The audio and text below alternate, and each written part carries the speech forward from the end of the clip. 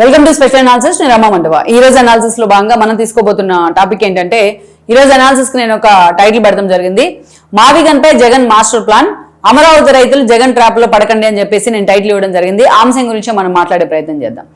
Recent గా జగన్మోహన్ రెడ్డి మావిగన్ అనే ప్రకటన చేసిన తర్వాత ఏ స్థాయిలో ఆయన మీద ట్రోలింగ్ జరుగుతూ వస్తుందో మనం చూస్తూ ఉన్నాం. ఎట్ ద సేమ్ టైం ఒకవైపు అమరావతికి రాజముద్ర పడతా ఉంటే మరోవైపు మావిగన్ అనే అంశాన్ని జగన్మోహన్ రెడ్డి తీసుకొచ్చారు తెర మీదకి. అదేదో ఒక బ్రహ్మ పదార్థం లాగా అనుకున్నారు ఆయన. ఏది టీడీపీ నేతలకు కానీ ఎవరికి అర్థం కావట్లేదు అని. కానీ ఆల్రెడీ సిఆర్డీఏలో అది అంతర్భాగమే, సిఆర్డీఏ పరిధిలో ఉంది. ఆయన ప్రకటించిన ఏది 3 ప్రాంతాల నుంచి 3 లెటర్స్ తీసుకోమన్నారు కదా, ఫస్ట్ లెటర్స్ అన్ని ఆయన అటు Vijayawada, Machilipatnam and Vijayawada and then ఏదైతే గుంటూరు. తన పేరు నచ్చకపోతే ఆ సౌండ్ జగన్ లాగా ఉంటే మీరు కావాలంటే పేరు మార్చుకోండి అని కూడా సూచించాడు, చాలా ఎటకారంగా. అది అందరికీ గుర్తుండే ఉంటుంది. అప్పటి నుంచి మావిగన్ అనే అంశం ఏ స్థాయిలో ట్రోలింగ్ గురైందో కూడా మనకు తెలుసు. జగన్మోహన్ రెడ్డి లాస్ట్ 2 years గా ప్రతిపక్షానికి పరిమితమైన దగ్గర నుంచి ఎన్నిసార్లు ఆయన మాట్లాడిన అంశాలు ట్రోలింగ్ గురయ్యాయి. కానీ మావిగన్ అంత స్థాయిలో ఏ అంశం కూడా జనంలోకి వెళ్ళాలి, అంత నెగిటివ్ ఇంపాక్ట్ క్రియేట్ అయింది దాని మీద. కానీ జగన్మోహన్ రెడ్డి ఎప్పుడు కూడా తాను బట్టిన కుందేటికి 3 కాళ్ళు అంటారు. ఆయన ఆ స్థాయిలో నెగిటివిటీ ఉన్నా ఆఖరికి ఆయన సొంత మీడియాలో ఉండే కొంతమంది పాపం రిపోర్టర్స్ కన్నా ఫ్రెండ్స్ ఉన్నారు చాలా మంది, వాళ్ళతో సహా ఆ పార్టీ నేతలు కూడా ఈ ఇష్యూ మీద బెంబేలెత్తిపోతున్నారు. మావిగన్ అనే పేరు వినిపిస్తేనే జగన్మోహన్ రెడ్డి నోటి వెంట మనల్ని రేపటి ఎన్నికల్లో ముంచేయడానికి ఈ ఒక్క ఇష్యూనే చాలని కొంతమంది మాట్లాడుకుంటూ ఉన్నారు. అయితే దాన్ని కొంతమంది ఎవరో ఒకరిద్దరు జగన్మోహన్ రెడ్డి తిట్లు భరించలేకో, ఎవరో ఈ అంబటి రాంబాబు లాంటి వాళ్ళు మచిలీపట్నం నుంచి ఉన్నాడు కాబట్టి పేరుని నాని, గుంటూరు వెస్ట్ నుంచి రిప్రజెంటేటివ్గా ఉన్నారు కాబట్టి అంబటి రాంబాబు లాంటి వాళ్ళు మాత్రమే దాన్ని సమర్థిస్తూ ఉన్నారు. అయితే ఇక్కడ మిగతా వాళ్ళందరికీ జగన్ వార్న్ చేసే ప్రయత్నం చేస్తే, మీ కాన్స్టిట్యున్సీలో మావిగన్ని ప్రమోట్ చేయండి అని చెప్తే, వాళ్ళ కాన్స్టిట్యున్సీలో ఆ ఫ్లెక్సీలు పెడితేనో గట్టిగా మాట్లాడితేనో జనం వెంటబడేలాగా ఉన్నారు. అందుకని చాలా మంది నేతలు జగన్మోహన్ రెడ్డి ఇంటి ముందు ఆ ఫ్లెక్సీలు తీసుకొచ్చి పెట్టారు చూడండి మీరు. సో మొత్తానికి మనం చూస్తే ఆ మావిగన్ అనే పేరు జగన్మోహన్ రెడ్డికి అంత వ్యతిరేకంగా మారింది.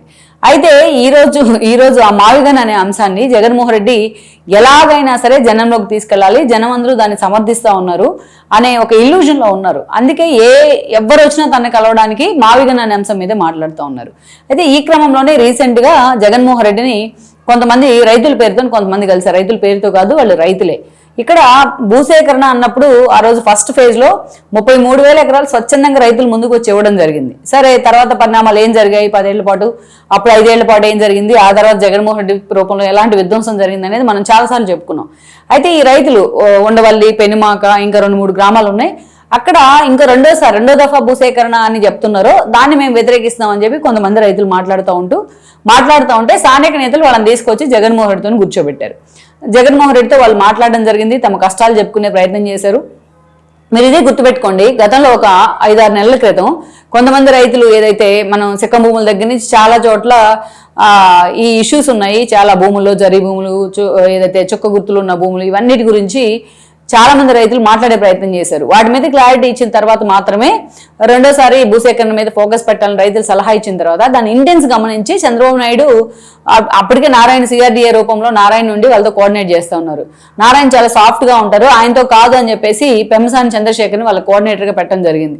సో చంద్రశేఖర్తో వాళ్ళు ఎప్పుడు ఏ ఇష్యూ ఉన్నా ఓపెన్గా డిస్కస్ చేస్తూ ఉన్నారు. ఆయన అటు వెళ్ళి చంద్రబాబు నాయుడుతో కేంద్రంతోనూ డిస్కస్ చేస్తూ ఉన్నారు.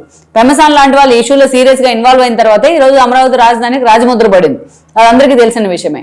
అయినా సరే మళ్ళా భూసేకరణ అంటే అందరూ ఇప్పుడు 10 మంది ఉంటే 10 మంది ముందుకు రారు. భూసేకరణ అంటే వాళ్ళలో ఒకరిద్దరికి కొన్ని అభ్యంతరాలు ఉంటాయి.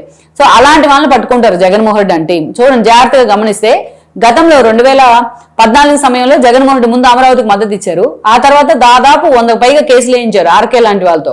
ఈ ఉద్దరణ రాయడపాలెం, ఉండవల్లి ఇలాంటి చోట్ల కొంతమంది రైతులు భూసేకరణ ఒప్పుకోపోతే వాళ్ళందరినీ తీసుకొచ్చి వాళ్ళతో కేసులు వేయించే ప్రయత్నం చేసి వాళ్ళని కూడా నిండా ముంచారు వీళ్ళు. సో ఇప్పుడు అదే జరుగుతోంది. ఆ రైతులు జగన్మోహన్ రెడ్డితో కూర్చున్న తర్వాత సో చాలా మాట్లాడారు జగన్మోహన్ రెడ్డి. పెద్దలు చెప్తూ ఉంటారు కదా, పిల్లి గుడితో అయితే ఎలుకొచ్చి బ్రేక్ డాన్స్ వేసిందని. అలాగా ప్రభుత్వం ఈ విషయంలో నిమ్మకు నీరెత్తినట్టు వ్యవహరిస్తే ఇలాగ రైతులను ప్రొవోక్ చేస్తానే ఉంటారు జగన్మోహన్ రెడ్డి.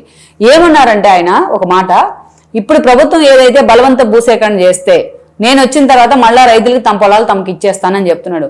ఒకసారి భూసేకరణ చేసిన తర్వాత వాళ్ళకి కంపెన్సేషన్ ఇచ్చి రేపొద్దున ఆ రైతుకి తన భూమి ఎక్కడుందో అని తనకి ఎలా తెలుస్తుంది? సరిహద్దులన్నీ జరిగిపోతాయి కదా ల్యాండ్ పూలింగ్ కింద ఇచ్చిన తర్వాత.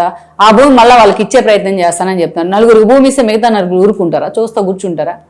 ఆల్రెడీ అమరావతి విషయంలో చేసిన తప్పుకి ఇప్పటికే శిక్ష పడింది జగన్మోహన్ రెడ్డికి. అయినా మళ్ళా ఇదే మాట్లాడుతూ ఉన్నారు ఆయన. అంతేకాదు రైతులు సంతోషంగా ఉంటేనే రాష్ట్రం సుభిక్షంగా ఉంటుందని మాట్లాడుతూ ఉన్నారు. ఇదే రైతులు ఇదే రైతులు రోడ్డుకి గగ్గోలు పెట్టారు మీరు 3 రాజధానుల నిర్ణయం తీసుకున్న తర్వాత. అమరావతి మహిళా రైతులు కూడా రోడ్డుకి ధర్నా చేశారు కరోనా టైంలో ఎంతో శాంతియుతంగా. వాళ్ళ మీద మీ దాష్టికాలు, పోలీసులను అడ్డం పెట్టి వాళ్ళ మీద లాఠీ చార్జీలు, వాళ్ళ వ్యక్తిత్వ హన్నాలు, ఎంతో మంది శారీరకంగా కూడా వాళ్ళని ఇబ్బంది పెట్టే ప్రయత్నం చేశారు పోలీసులతో కొట్టించి. అటు మానసికంగా కూడా రోధించి కొంతమంది పాపం హార్ట్ స్ట్రోక్తో చనిపోవడం జరిగింది. ఆఖరికి వాళ్ళ మెడల్లో ఉండే తాలిబుట్ల దగ్గర నుంచి వాళ్ళ క్యాట్ అసోసియేషన్ దాకా మీరు చేయని పనుందా జగన్మోహన్ రెడ్డి గారు? డ్రోన్లు ఎగరేశారు చాలా చోట్ల చాలా అసహ్యంగా.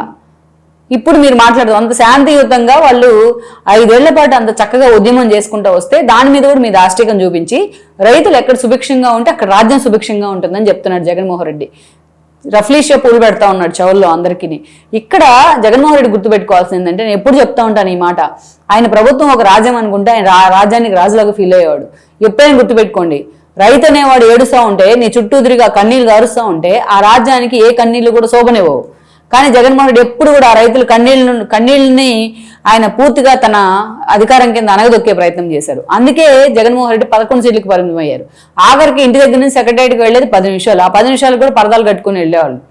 సో ఏ రాజుకు కూడా రైతులు కన్నీళ్లు పెట్టుకుంటే ఆ రాజ్యం శోభనివ్వదు. సో మీకు అదే జరిగింది. ఇప్పుడు మళ్ళీ మీరు అదే డైలాగులు రిపీట్ చేస్తూ ఉన్నారు. రైతు సుభిక్షంగా ఉండాలి చెప్పడానికి చాలా బాగుంటాయి జగన్మోహన్ రెడ్డి గారు ఇది. అయితే ఇక్కడే ఏం చేశారు ఆయన? సరే రైతులు ఆయన దగ్గరికి వచ్చారు కొంతమంది, వాళ్ళలో కూడా కొంత విమర్శలు ఉన్నాయి. వైఎస్ఆర్సీపీ లోకల్గా ఉన్న వైఎస్ఆర్సీపీకి ప్రోగా ఉండే వాళ్ళే ఆ రైతుల రూపంలో కొంతమంది వచ్చారని నేను చెప్తున్నారు. కానీ if it is fact are not, రైతులు ఎవరైనా పార్టీలు అండగట్టడం కష్టం వాళ్ళకి. ఎందుకంటే రైతులు వైఎస్ఆర్సీపీలో రైతులు ఉంటారు, లెఫ్ట్ పార్టీలో ఉంటారు, టీడీపీలో ఉంటారు, వైసీపీలో అందరిలో ఉంటారు. సో వాళ్ళకి మనం పార్టీలు అండగట్టడం కరెక్ట్ కాదు. కానీ బట్ ఇక్కడ వాళ్ళకున్న అది వైసీపీ అతను అయినా సరే ల్యాండ్ పూలింగ్కి ఇచ్చిన తర్వాత అతను రాజధాని కోసం త్యాగం చేసినట్టే. అప్పుడు ప్రభుత్వం బాధ్యత అది కూర్చోబెట్టి డిస్కస్ చేయాలి, ఇంకా ఇంటెన్స్ గా వాళ్ళతో డిస్కషన్ చేయాలి. గతంలో ఎన్నో సమస్యలు ఉన్నాయి. పెంసాన్ లాంటి వాళ్ళు వచ్చి వాళ్ళతో కోఆర్డినేట్ చేసిన తర్వాత చాలా సమస్యల్లో ఇంటెన్స్ తగ్గింది. రైతులు కూడా కొంత నమ్ముతా ఉన్నారు ప్రభుత్వాన్ని. అలాంటప్పుడు వీళ్ళు కూడా వాళ్ళు వైసీపీ వాళ్ళు అయినా సరే ఒకసారి వెళ్ళండి, ఒప్పుకోకపోతే 2 సార్లు వెళ్ళండి, లేకపోతే 10 సార్లు వెళ్ళండి.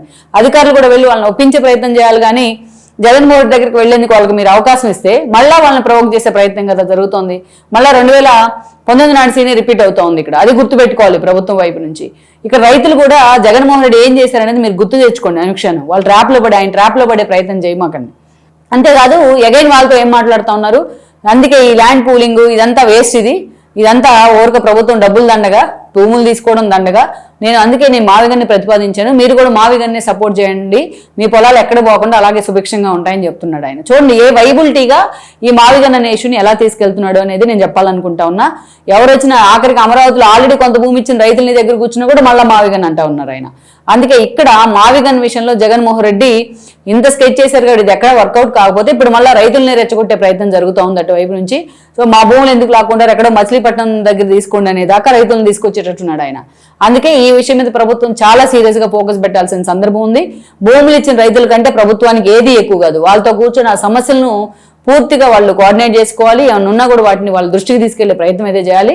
ప్రభుత్వం ఈ విషయం మీద చాలా నూక్ అండ్ కార్నర్ లో ఫోకస్ పెట్టకపోతే 2019 లాంటి పరిణామాలు ఎదురవుతాయనడంలో ఎలాంటి ఆశ్చర్యం కూడా లేదు.